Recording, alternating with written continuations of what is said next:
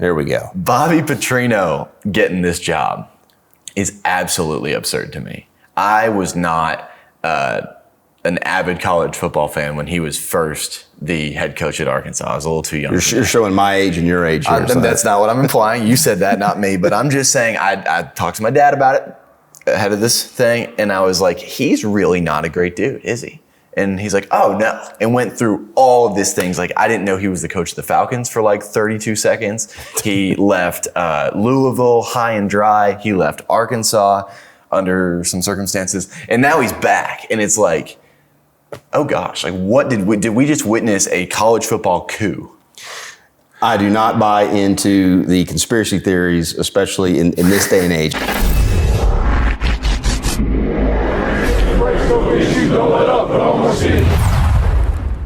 More steam is back, and so are the Vols. Tennessee returns home this week after a week's hiatus. They are not the only team, though. They got to take last week off and watch Bama take care of Vandy. Miami continued to roll, and Penn State completely flop in their supposed bounce-back game. Yes, Arkansas also had the week off, too, giving new coach Bobby Petrino to settle into his new/old job. That's all confusing. We're going to break the game down shortly, but first, let me introduce the man to my left. Hunter Bedore is our co-host for More Steam today. Hunter, Thomas, what's going on? Thanks for having me. Of course, man. I told when we started this season, I had Nico next. Actually, I was by myself for the first episode. Good experience. Bad ratings. Not horrible ratings, right? I mean, who wants to just stare at me all day? Nobody. Maybe my mom. But we've had Nico on, we've had James Clausen on, and now, welcome to the show. Excited to be here. Hunter is our president here at the Volunteer Club. He doesn't like that title, though. So, I mean, we call you Mr. President. I think it's funny. I don't know if you appreciate that. But, yeah, welcome to the show. We're going to break down this week's games, and especially Vols versus Arkansas. Yeah, so, let's do it. Let's do it. Starting off, I'd like to start with the week ahead. So, not the craziest college football slate that we've seen, but some notable games, the first of which is number 8, Alabama, going to Columbia, Missouri. Have you looked at the game at all? I've looked at it. You know, Missouri's, they're always tough, especially at home. They've certainly challenged Georgia. It seems like every year. You know, Coach DeBoer, he's struggled a little bit on the road. Obviously, got a big win in Athens a few weeks ago. So, pretty intriguing matchup. It is. And Missouri's one of those tough ones. Like, obviously, they're about to play their 6th game of the year. They're 5-0. It's like, who have they played, right? And if you go, I mean, they have a win against South Carolina. They have a win against Kansas. They look really good. They're the number 1 run defense in the country. Right. And you know, you just never know. I mean, week in and week out, I read some statistic where Penn State, Clemson, Texas, all preseason 1, 2, and 3 have 7 losses combined over the first 6 weeks. So, you know, you look at the slate of games, it doesn't matter if it looks like there's high-profile matchups or not. Every game is critical, and if you don't show up, you're going home with a big L. That's right, and we saw that with Bama week 1. We've seen a little bit more from Florida State. We know that they're a competitive team. They're night and day from last year, but they knocked Bama out week 1. Bama's somewhat coming into their form. It looks like, at least. Very interesting to see. I think that's a noon game, which definitely plays in Bama's favor. Right, and as a Tennessee fan, you don't really know who to root for there. It is disappointing. It's a noon game. Would like to have seen a night game there. Certainly, Ty Simpson is coming into his own after a tough week 1, game against Florida State. So it'll be a challenge for the Vols one way or another here in a couple weeks. But first things first, we got to take care of business against Arkansas. 100%. I like Bama in this one, both from a neutral position and matchup standpoint, but also from a Tennessee Vols standpoint. And let me explain myself. We don't play Missouri this year. So, yes, we don't really have a dog in the fight because it's 2 SEC. I don't know who to root for. But I am always of the opinion that if we're playing the team later in the season, let them win. Right. Let them be as highly ranked as possible so we can go down there and beat a top whatever team. They're top 10 right now. Let them be top 5 when we go down there. Right. You need quality wins, and whoever I may be for or not for, like I said, I think, Ty Simpson is certainly coming into his own. That they've seemed to have found their offensive rhythm. If they can figure out how to stop the run, I think this game could get away from Missouri. I agree totally. Moving on to the next one, number 1 Ohio State at Illinois. Illinois is now number 17. but they believe they beat Purdue and then a ranked USC team the week prior. Any thoughts here? I mean, it seems pretty clear. Maybe you're away from home. Ohio State's having to travel to Illinois, but this seems kind of cut and dry to me. Yeah, Ohio State all the way. I don't even know what the line is, but I would say that they'll cover. I think that's a pretty safe bet. Illinois is one of those teams moving into the year. It's like Big Ten to me has as 2 or 3 tiers before you really get to the bottom feeders. And Illinois, it's like, are they a tier 3 team? Are they a tier 2? You're not going to find anyone that's going to make the argument that they're up there tier 1 with Ohio State. But this is kind of it for them. If they're looking playoffs, and I think internally they are, this is kind of it. They got 2 losses, and they don't have a ranked team on the schedule for the rest of the year. Right, and you look what happened against Indiana a few weeks ago, and I think that was really all I needed to see. I do not think that they're a playoff team. Maybe they surprised me, but no, I like Ohio State big in this one. I do too. And a correction, I think they only have 1 loss, but this being their second one, 10-2 Big Ten team without any big wins, not looking good. Big one. We thought could have been a bigger matchup. The Red River rivalry, Red River shootout. Number 6, Oklahoma, unranked Texas. Oklahoma's without their starting quarterback. They got, I think it's Michael Hawkins is his name. Texas is just in shambles, at least it seems. This game could go any way. Mind you, Texas is favored right now. I did not know that. Oh, yeah. That's interesting. I guess that has to do with the quarterback for Oklahoma, their quarterback situation. I like Oklahoma. I sense some frustration from Coach Sarkisian after the loss. Some of the comments there, that their offense is just having some trouble really getting going. And I think Oklahoma, they're for real. Another team that we've got to play here in a few weeks. So quarterback, however that plays out, I still I like Oklahoma. Yeah, Mateer's done. I don't think we see him this week, and probably not the week after either. I want to follow the same mantra as like let him win. Let him get as high as possible so that they can come to Neyland Stadium. We can take that. And of course he'll be back for us. That's just how it always 100%. Works. And he might sit from now until that game, but he'll trot out correct. there and have his supposed Heisman moment. If you're Texas, man, like you're thankful that you're not in the Big 12 anymore. And the reason I say that is like you have competitive games down the stretch. So they're a 2-loss team. They're not feeling good, but you beat this Oklahoma team. You go beat LSU. You have more games down the stretch. Maybe you can salvage the season, but man, if this is their 3rd loss in the Cotton Bowl, who knows? This game is one of my favorite to watch. So it's always at noon, right? So it's the first thing you're seeing right after game day concludes. 3:30. They change it up. It used to always be at noon. Traditionally, it was always at noon. Either way, 3:30 is not too bad either. But the highest ranked team has struggled in this in previous years. Well, Texas, if anybody can turn it around, it's Texas. I mean, they have talent all over the board.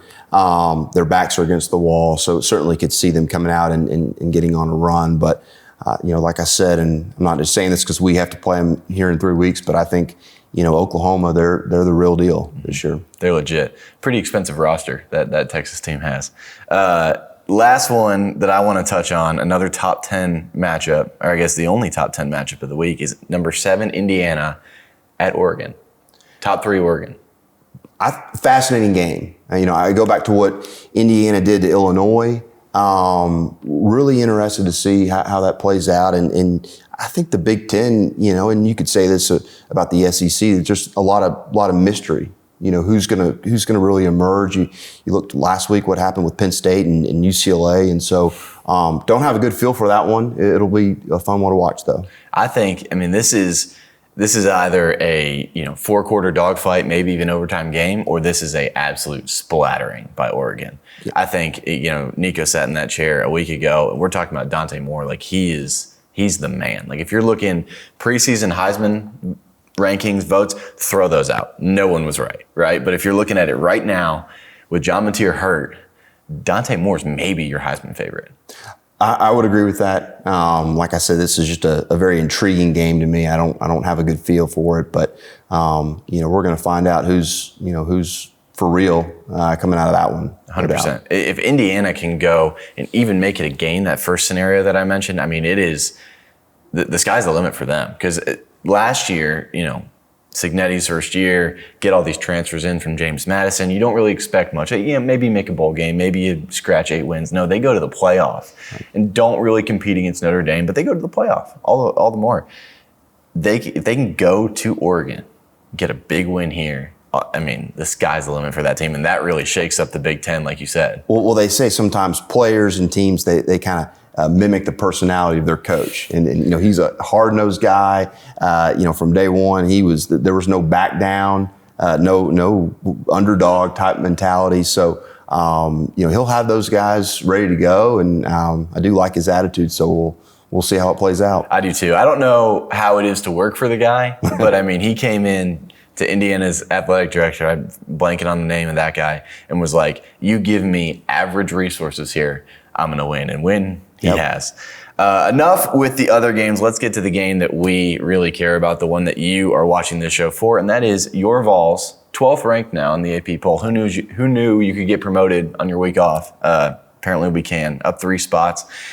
The AP poll voters finally decided to watch the football games. That's awesome. Versus Arkansas, also, as I mentioned, coming off a bye. Initial thoughts, we'll break down the matchups here in a second. Initial thoughts, Arkansas is very close to having a really good record. They were right there against Ole Miss, could have won that game. They led Memphis the entire game, just kind of had some turnovers. The ball did not bounce their way, so to speak. So very easily, we're looking at a different Arkansas team record-wise. They have talent. Certainly, it starts with the quarterback. They can score points. So, I mean, if Tennessee's not focused and doesn't have their A game, it could be a long late afternoon. It could be a ball game, and I'm going into this show, prepping for this, I was watching some of the highlights of the Notre Dame game, but then also you mentioned that Ole Miss game as well. It's 2 different teams, and it's interesting to me that they chose to fire Sam Pittman when they did, right? Because to your point, they're like 2 bounces of the ball away from being 4-0 going into Notre Dame, right?